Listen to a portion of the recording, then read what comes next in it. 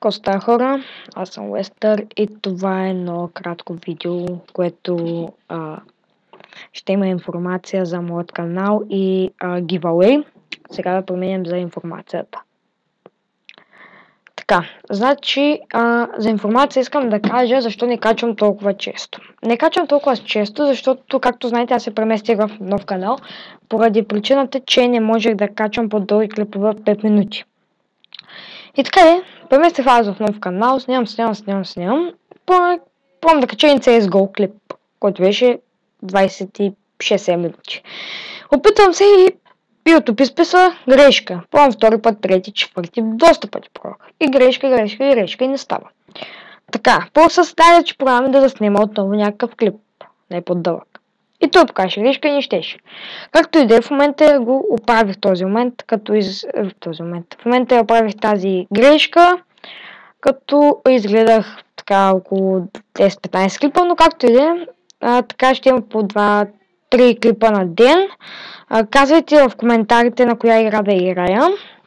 Ще с ваша подкрепа ще има влогове и темпове смисъл, което прави един ютубър, но просто с ваша подкрепа ще мога да направя всичко. Както е, сега преминем за giveaway. Така, giveaway ще е на Minecraft Premium аккаунт, който ще бъде изтеглен на 300 абоната, в момента съм на 13. На 300 абоната, защото все пак това е Minecraft Premium аккаунт и не се дава е така.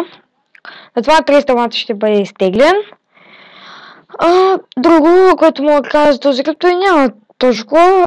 Да запишете за giveaway, отдолу под този клип трябва да напишете запиши вашият Skype. Задължително трябва да се абонирате за мен, защото ако не сте абонирани, няма как да стигнем тези 300 абоната, че се изтегли този giveaway. Тази томбла giveaway, както искате го наричайте. Няма как да се изтегли, но все пак ако изтегли някой победител, примерно без значение, който изтегля и след това ще видя дали е абониран за мен. Ако не е абониран за мен, ще тегля нов победител. И така, който вече се е абонирал за мен, спечели Minecraft giveaway, пащам по канал Skype, надявам се да я приеме, давам координатите или информацията за Minecraft Premium аккаунт и това е.